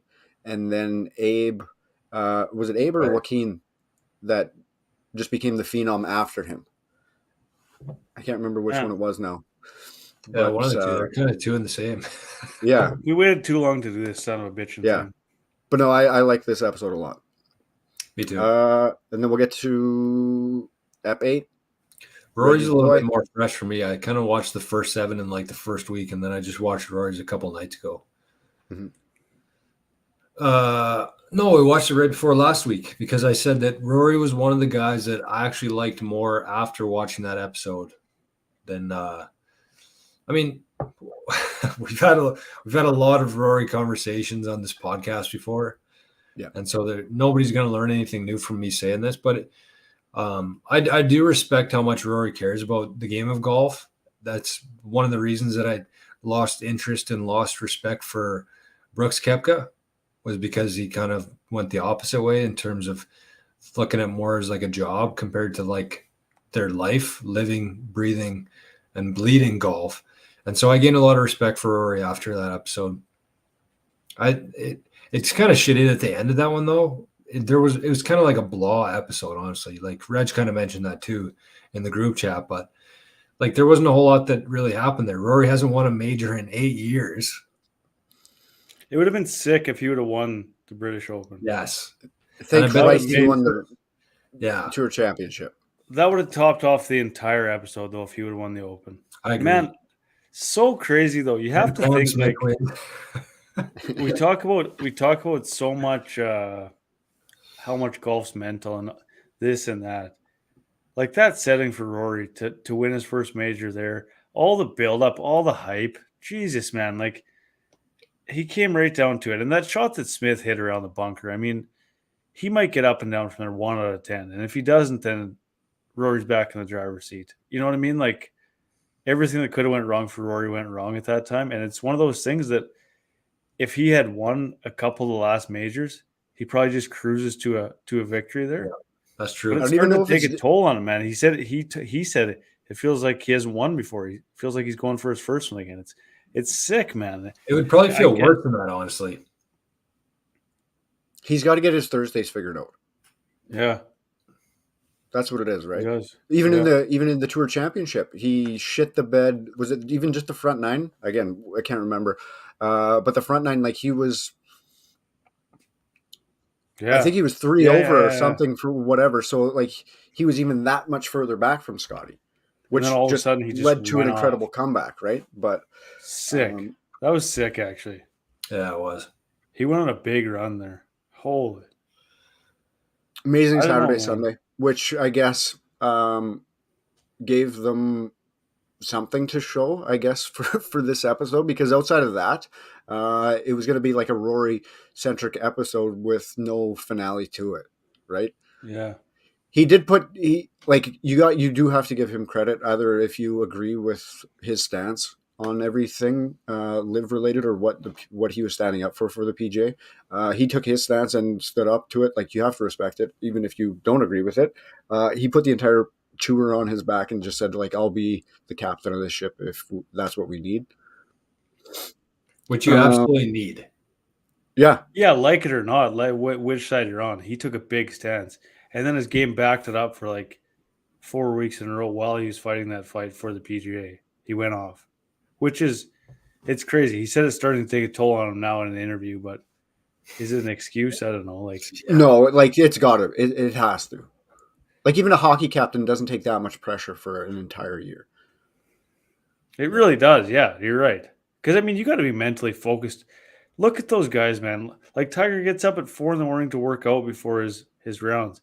And Rory's got to go talk to the media all day about the live tour. Like, it's like, Right. Well, Tiger dealt with the same shit though, probably times 10. yeah. And Tiger's like Tiger. it was cool to see him like take that captaincy role and like talk. It didn't like he didn't like talk to the camera about it. It was just kind of an off comment that he was making where he said like, we're making this mandatory. There's guys that are going to be pissed off about it, and like he said, there are guys that are pissed off that we're making these changes mandatory. Talking about the elevated events Right. where the top players have to come, but he said like, we're getting soft.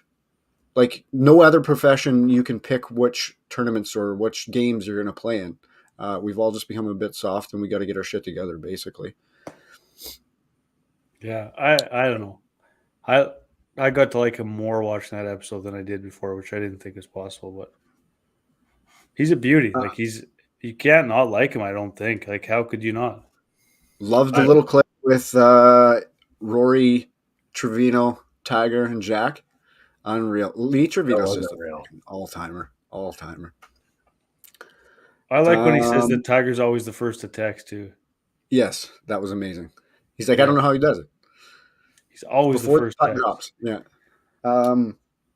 But yeah, they made like the FedEx or the Tour Championship is like the unofficial 5th major. Yeah. Get the fuck out of here. Nobody cares. 15 mil, though? What's that? I get it. So like I was trying to explain it to Liz like when we were watching it, because she was like, oh, so like this is the biggest tournament of the year. I was like, no. Like the majority of people don't give a shit about this tournament. Money-wise, though. Money wise, it's unfathomable. But the tournament wise, like I don't know. Like is it are you guys on board with the space? I don't even know how they call it, but like where whoever's leading the league has that advantage. Like Scotty had that shot advantage. Yeah. I think I like that. I think that's the best way it's been. Do you remember how it used to be, man? Yeah, I think that's the only way you can do it, though, right? Do you remember how it used to be? It was nuts trying to figure Like out. when they'd be like, the guys would be on the whiteboards, like saying, Yeah. if this happens and this happens and this happens, and this person wins. Like Right. it was like 80 different things had to happen for somebody to win. This is just like, you know what they're at now. Yeah. I guess my only thing is, like, let's say Scotty's 15 places ahead of me, but I'm still in the tournament. Like, why am I going to this tournament? Well, there's still huge prize money for everybody that's in it. For everybody? Yeah, I Yeah. guess. It's massive. Like the 'Cause there's no purse cut, is right? so big, man. It's only 30 people. Like you're getting paid. Yeah. It's a big event. It's just not that exciting for fans, I don't think. I mean, some guys maybe, not me, but There's been some good shit though, man. That one last year, Rory's and Yeah. Tiger when he won.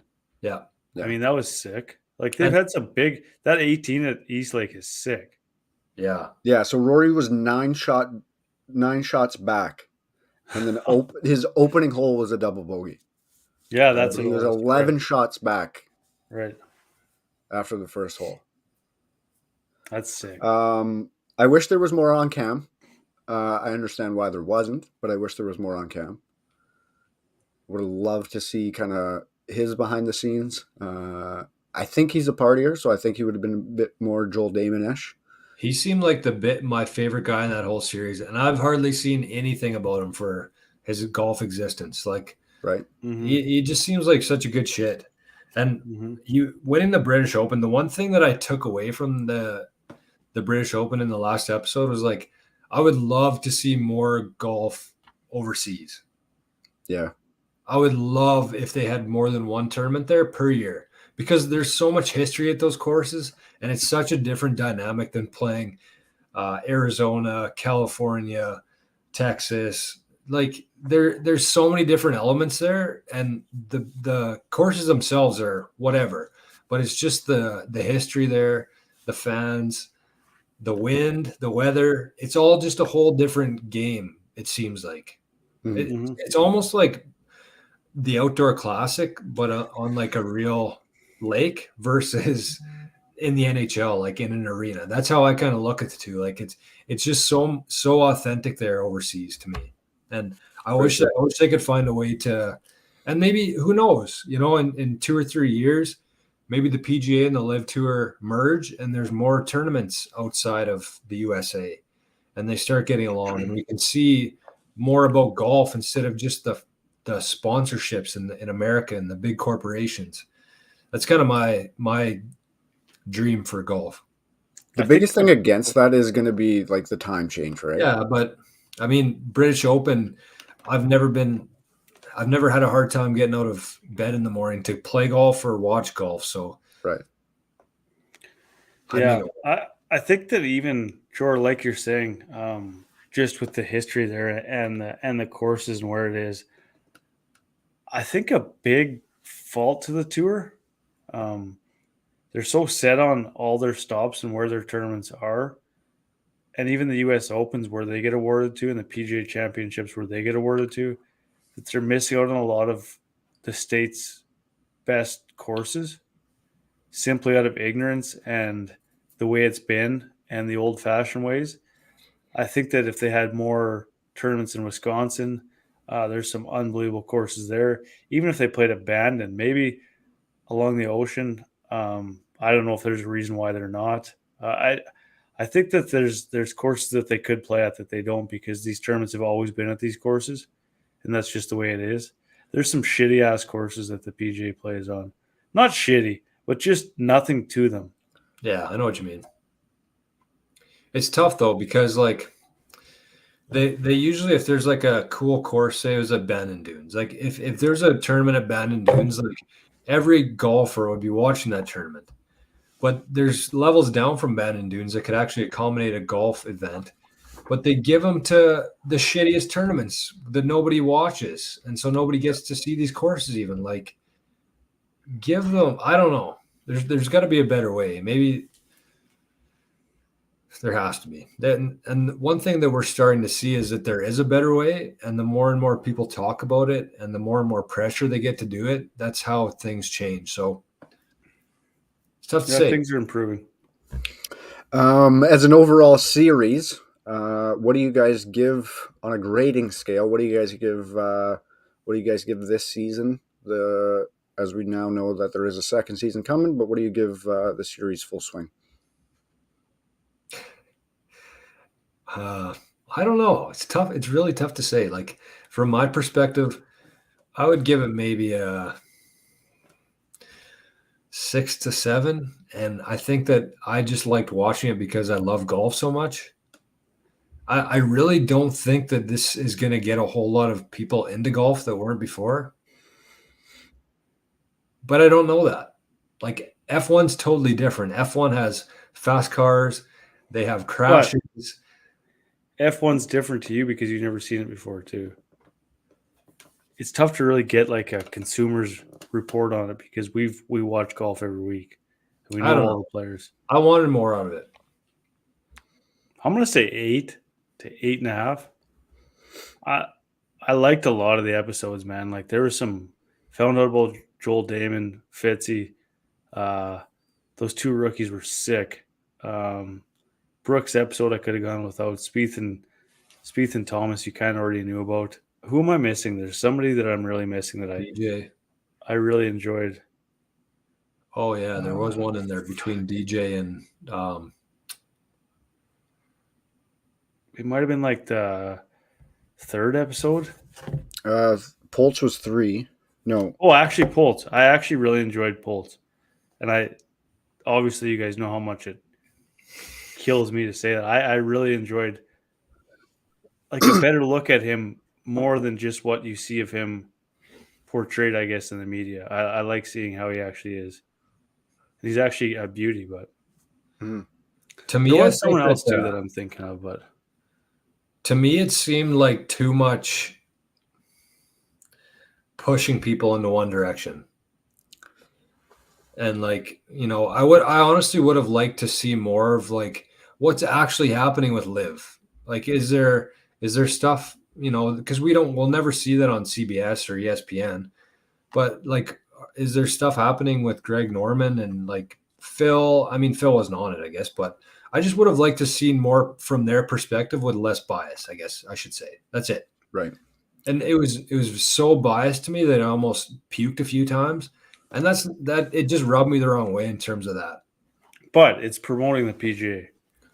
So Right, like the PGA Tour is like a producer on this. Like I wasn't expecting that. At the same time, I'm with Jor. I'm around a 6, probably 6 is as high as I'd go on it. Same thing, like you said. Like as a golf fan, I didn't get a whole hell of a lot out of an entire series of this. Yeah, there were key episodes where I did get to invested in guys that we didn't quite know as much as we knew the other ones. Again, the big one down for me was live with, like, that's the biggest story in golf history. Mm-hmm. And if you're an outsider, it just seemed like Mickey Mouse shit to me. It did. It seemed really if you watch that show, yeah, 100%.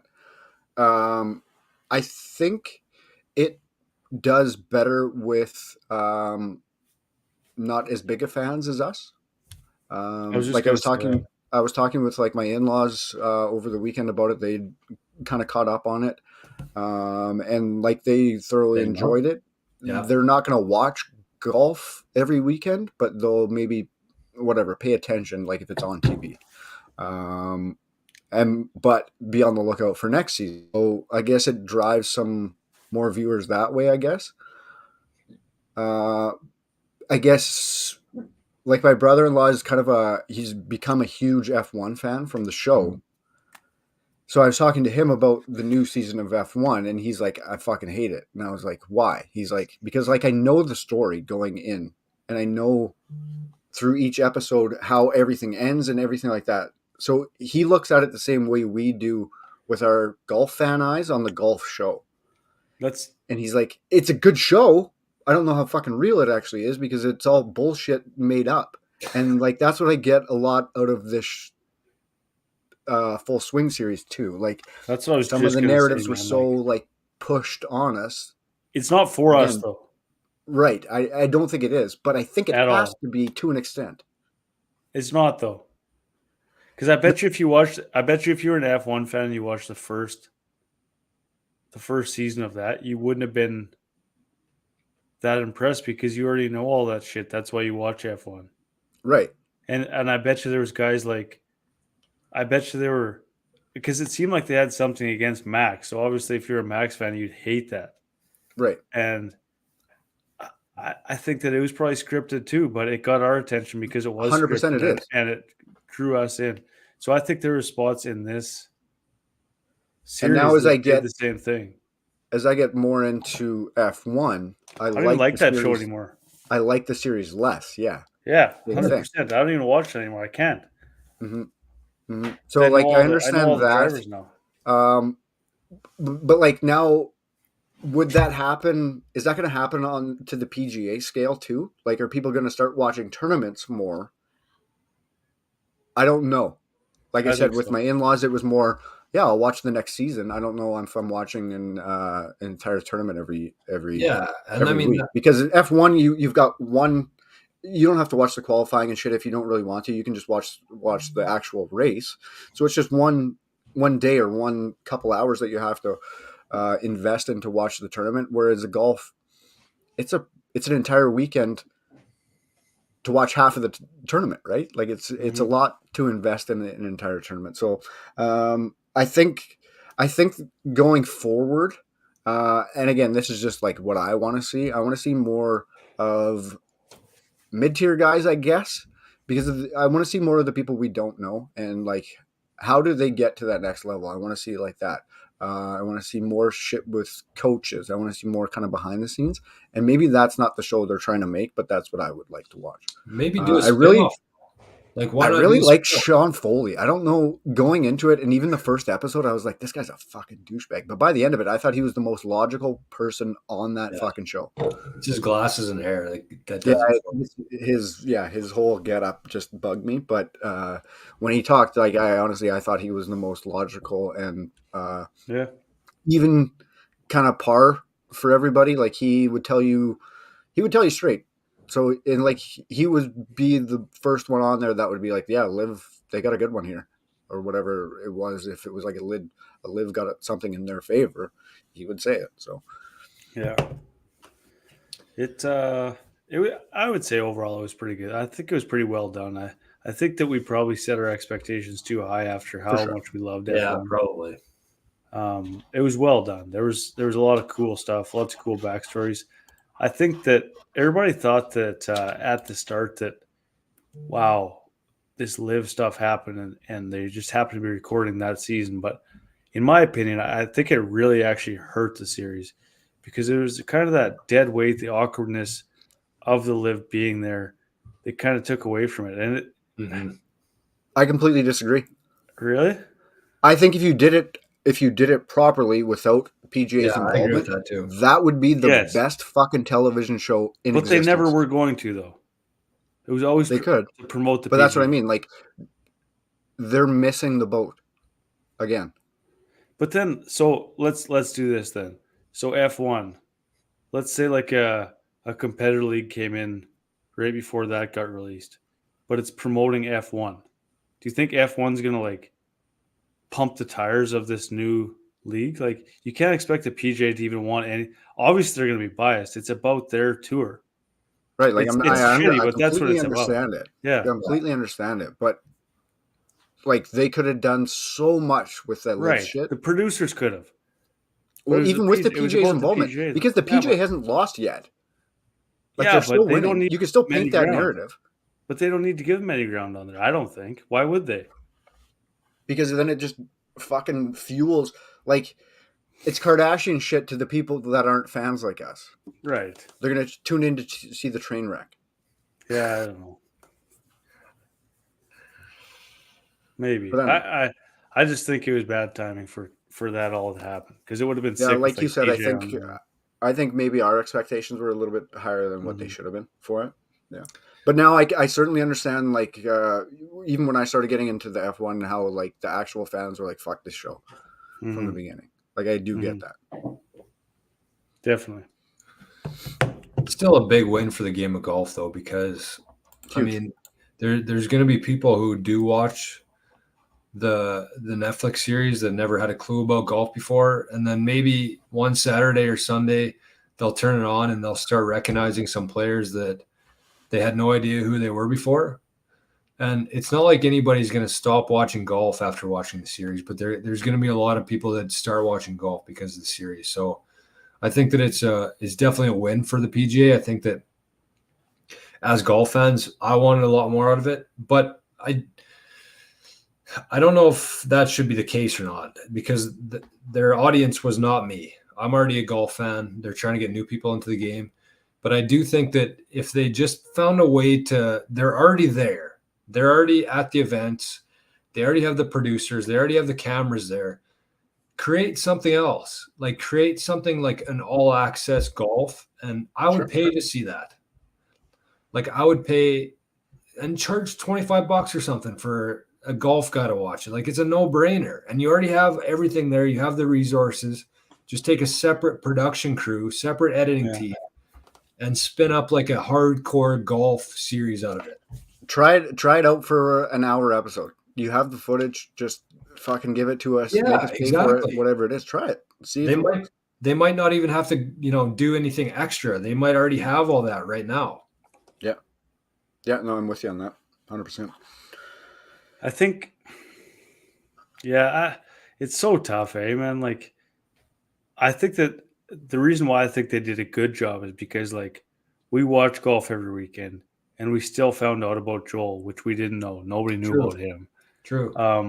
We found out about that must have been pretty well kept, though, right? Yeah. Well, I think like once you get like the players' feedback, like they knew who he was and like the person he was, and like that's what the ball cancer and stuff. Like I'd never heard that before, and I'm surprised that like the announcers had never talked about it before. But that's what I mean. Like that's their fucking that's their issue. Give us these guys' backstory when you can. That is their issue. That really is their grass. issue. I don't care about the grass. Like, what's this guy's deal? Yeah. The boys are getting banged up. We got 12% beers. We got the wine flowing here. It's St. Patrick's Day. We got another deep one here. Holy Christ, boys. Oh, We need- Scotty, that's who I really like Scotty's episode. I do Actually. too. So do He I. was with Brooks's episode though, right? Yeah. Yeah. Yeah, they kind of did that on every episode. It seems like they had a good guy and a bad guy. And like you know, I don't think they really made Brooks out to be a bad guy though. They didn't do him any favors, no. but he didn't do himself any He favors. didn't do either. himself any favors even before Live though. He was hated. So But that motherfucker was one of the best golfers oh yeah, for sure. for like an 8-year period, right? Like Yeah, for him to just be this raging lunatic with blonde hair it's nuts. in a It is TV nuts. show was a bit much. But again, like I don't know. Like I understand it.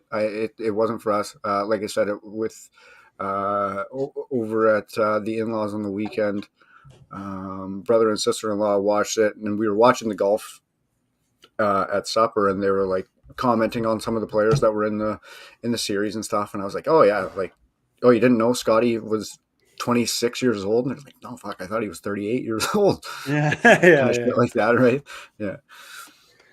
It's a Okay. no-brainer though for golf. Like it's Yeah, 100%. They'll keep doing it. It'll be the same as F1. There'll be 16 more seasons come out. There'll be people that hate it. There'll be people that love it. So it'll just continue on. I think that we should probably wrap this up soon. I think that to finish it off, I think we all pick one. We were going to say who we want to see in the next season, but I think we all just get to pick one guy that we'd like to see in the next season and why, and wrap it up here. Because I mean, we're already probably like an hour 45 here, banged up.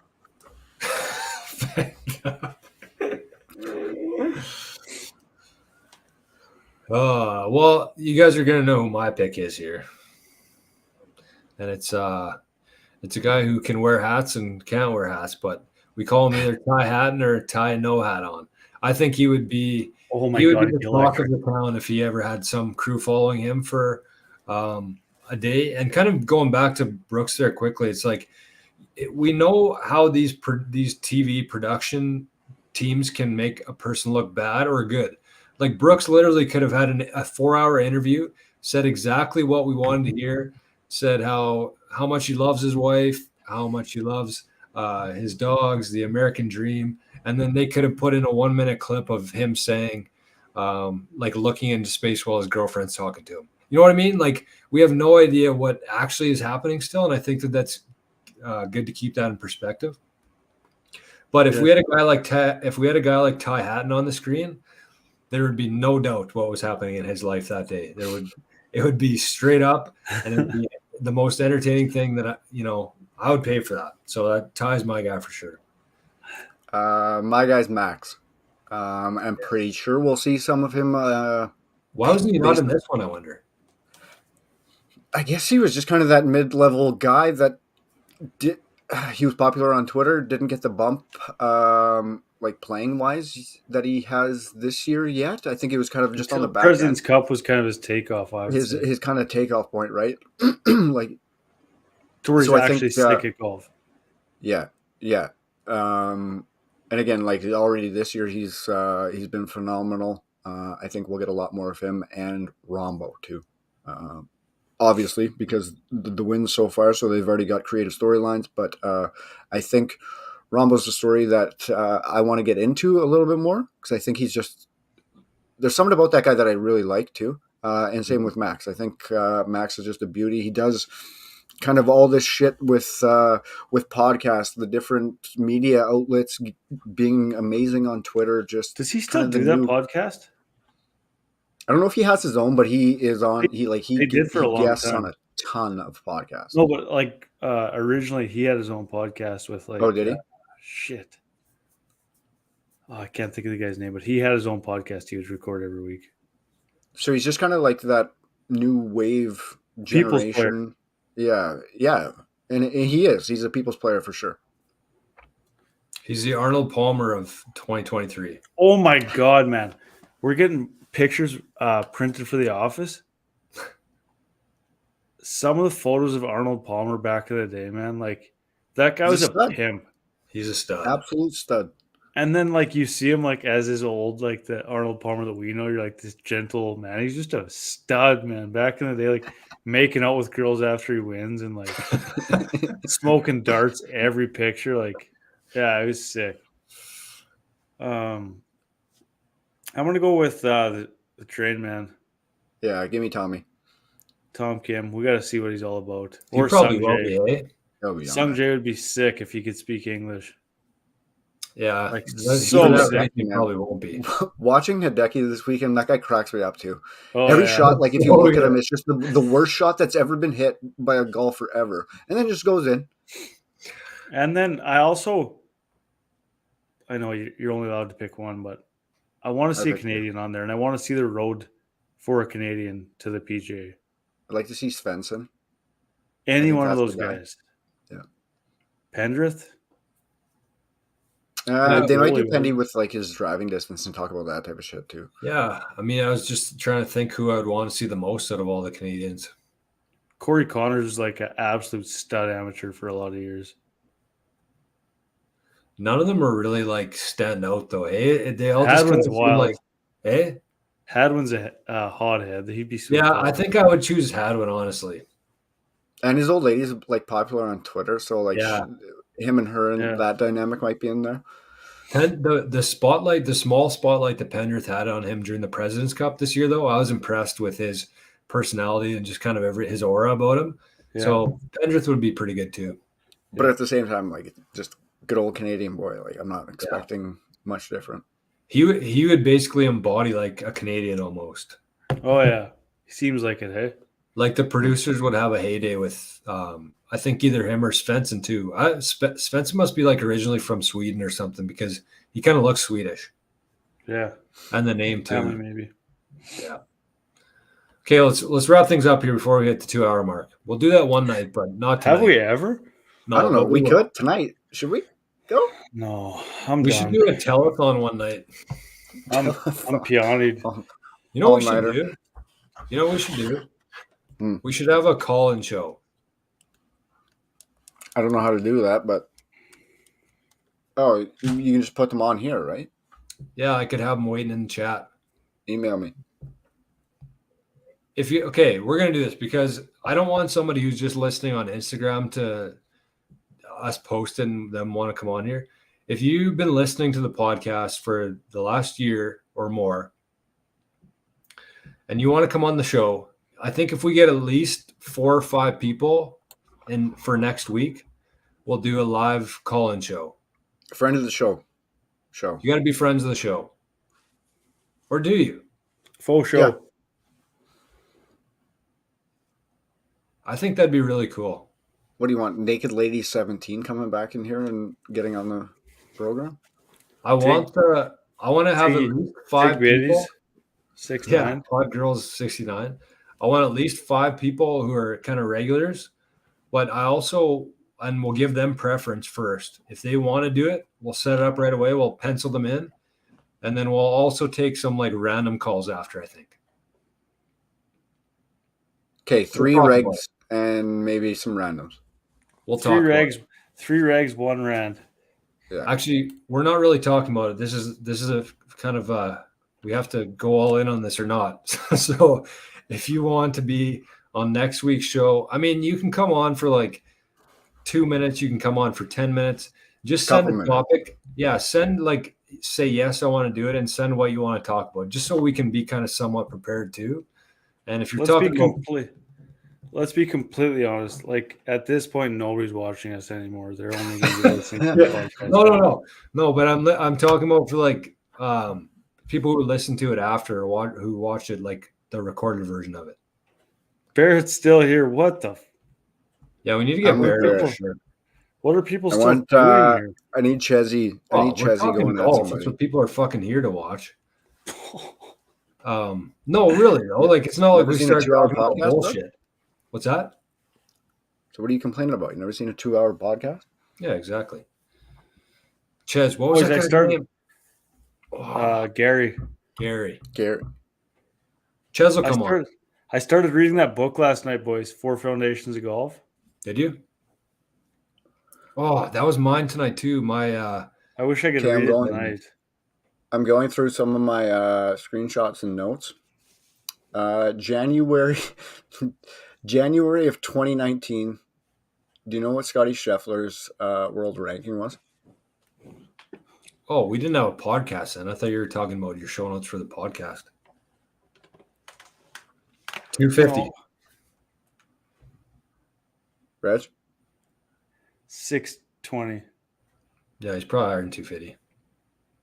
1640. Holy shit. Scotty. In 3 years, eh? So January 2019, 1640. April 2019, 392nd. November 2019, he was 67th. August 2020, he was 46th. February 2021, 30th. Waste management. November 2021, 19th.